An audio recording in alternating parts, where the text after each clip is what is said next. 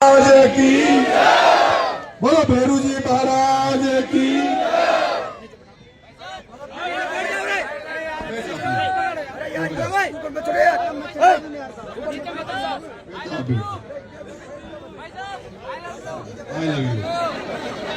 बैठ जाओ, आप लोग बैठ जाओ।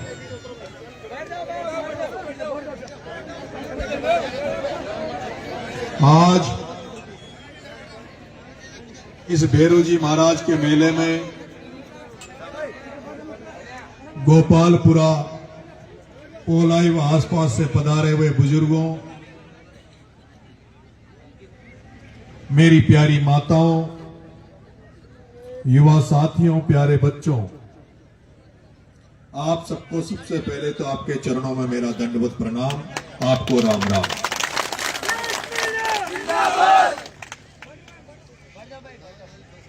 इस पिछले 15-20 दिनों में तीसरी बार आपके बूंदी जिले में आने का मौका मिला है, और जब जब भी बूंदी में आता हूं, बूंदी जिले में आता हूं, तब एक से बढ़कर एक स्वागत, एक से बढ़कर एक सम्मान, स्वागत सत्कार मेरा आप लोग करते हो।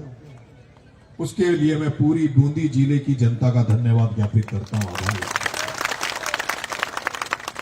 मेरे साथ मंच पर विराजमान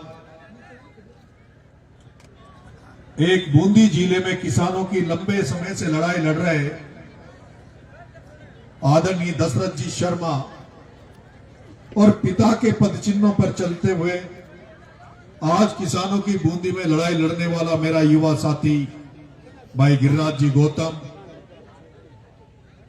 बरसों से मेरे साथ संघर्ष करते हुए, मुकदमे खाते हुए, जेल जाते हुए मेरा छोटा भाई, मेरा छोटा साथी, गवर्नमेंट कॉलेज कोटा का छात्र संघ अध्यक्ष भाई मनीष मीणा मेरे साथ 12 से आया। मेरा छोटा भाई पंचायत समिति सदस्य भाई विजय फौजी, भाई जोनेश, भाई रवि लबार, भाई राकेश आमली, तमाम युवा साथियों, भगत सिंह सेना सैनिकों,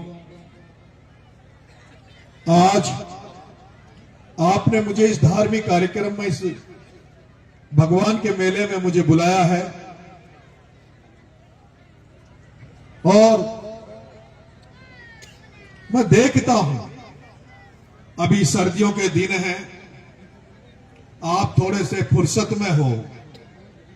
जब इंद्रगढ़ लाखेरी के उधर में देख रहा हूं, तो पूर्वी राजस्थान में सवाई माधोपुर, करौली, दौसा, अलवर तक जहां सामाजिक और सांस्कृतिक कार्यक्रम पद दंगल और कन्हैया दंगल के माध्यम से हो रहे हैं, वहीं इंद्रगढ़ से लेकर अटरू 12 तक ये जो बीच का एरिया है, यहां हर गांव में कोई कोई धार्मिक कार्यक्रम, कोई किसी देवता का मेला, कोई डोरा, कोई भंडारा यहां आप लोग आयोजित करते हैं। और उसके बाद में जैसे हम 12 से आगे चलते हैं, वहां हर गांव में भागवत कथा का कार्यक्रम हो रहे हैं। और ये सब चीजें एक जीवन में आए तो हमारे लिए बहुत जरूरी है। एक जीवन को अनुशासित करने के लिए भी हमें जिस मार्ग पे चलना चाहिए, उस पर एक धार्मिक भी एक मार्ग है, जिसके माध्यम से भी हमें अनुशासन रहता है।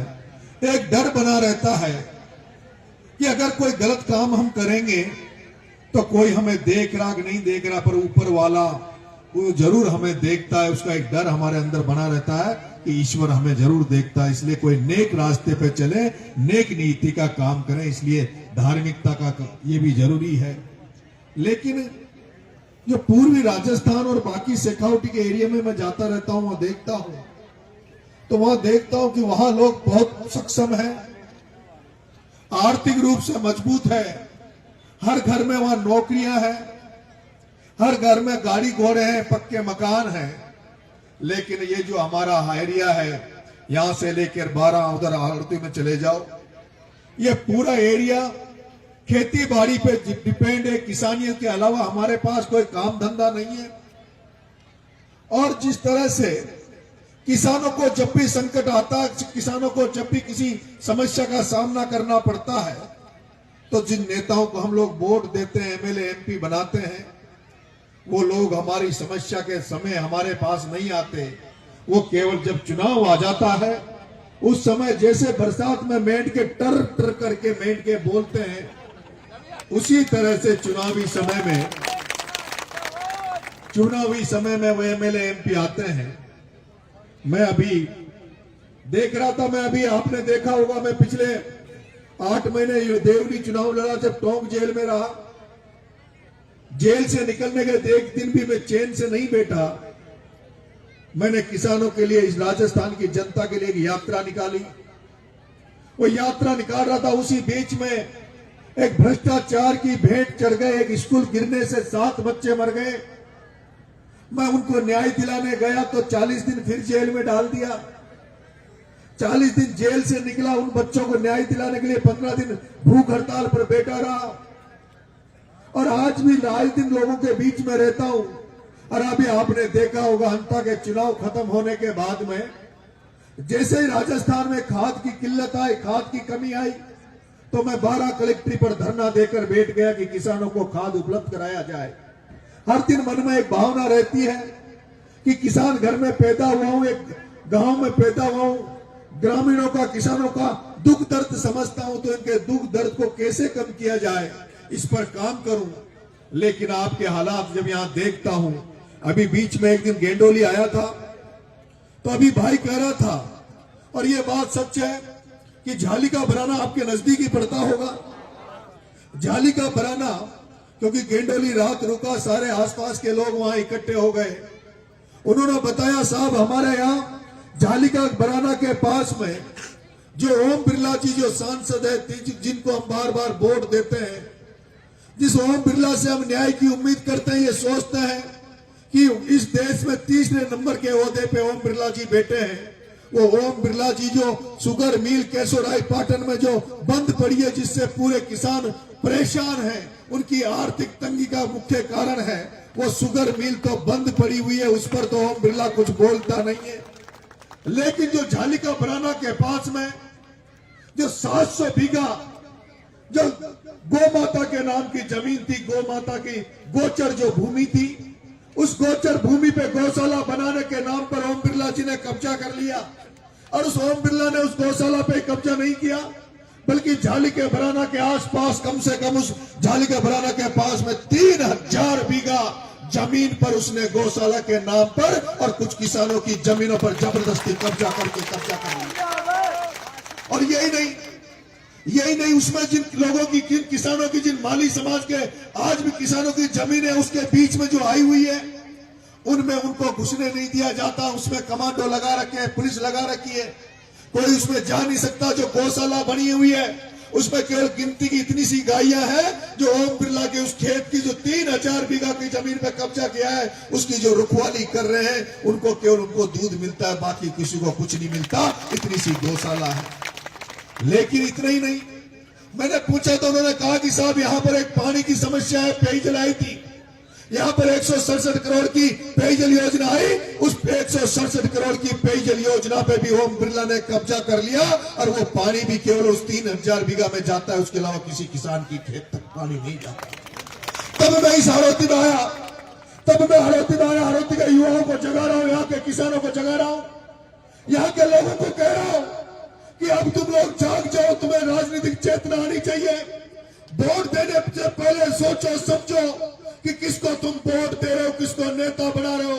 क्या तुम उस आदमी को वोट नहीं दे रहे जो तुम्हारे वोट से ताकतवर बनकर, तुम्हारे वोट से शक्तिशाली बनकर और तुम्हारी जमीनों को छीनने का काम कर रहा है, तुम्हारी जमीनों पे कब्जा करने का काम कर रहा है, तुम्हारे जो प्यासे खेत पड़े हैं उनमें जाने वाले पानी को रोकने का काम कर रहा है, उसको तो कम से कम पानी मत, उसको तो कम से कम वोट देकर ताकतवर मत बनाओ। और लेकिन जनता को पता नहीं, जाग रही नहीं जाग रही, जनता में कितनी जागृति आ रही नहीं आ रही। लेकिन जिन पूंजीपतियों के खिलाफ, जिन व्यापारियों के खिलाफ मैं लड़ाई लड़ रहा हूं, नंगे पैर घूम रहा हूं, मैं चाहता हूं कि इन व्यापारियों को यहां से खदेड़ कर भगा दूं। और एक दिन ऐसा है जब यहाँ किसानों के बेटे राजनीति करे, किसानों के बेटे विधानसभा में जाए, किसानों के बेटे संसद में जाए। और जब किसानों के बेटे विधानसभा में जाएंगे, किसानों के बेटे संसद में जाएंगे, तो किसान का बेटा ही समझ सकता है कि कि जो फसल पूरी बो रहा है, गेहूं की फसल बो रहा है, सरसों की फसल बो रहा है, चने की फसल बो रहा है, जब उसमें गौ माताएं उसको भेड़ देती है, उसमें जंगली जानवर आकर उन फसलों को चौपट कर देते हैं, तब कोई किसान का बेटा विधानसभा लोकसभा में जाए तभी वो उस किसान की पीड़ा को समझकर वहां उसकी बात उठा सकता है। लेकिन यहां किसानों के बेटे नहीं है। यहां तो एक किसान का बेटा चुनाव लड़ा था कोटा और बूंदी से। यहां एक किसान का बेटा चुनाव लड़ा कोटा बूंदी से, जिसका नाम था प्रहलाद गुंजल। प्रहलाद गुंजल यहां चुनाव लड़ा। लोग कहते थे गुजर चुनाव लड़ रहा है, गुजर का बेटा चुनाव लड़ रहा है, मीणा इसको वोट नहीं देंगे, गुजर मीणा में फाट पड़ी हुई है, मन ठीक नहीं है। तो नरेश मीणा उस किसान के बेटे के लिए, उस प्रहलाद गुंजल के लिए गांव गांव ढाणी ढाणी गया और वोट मांगे।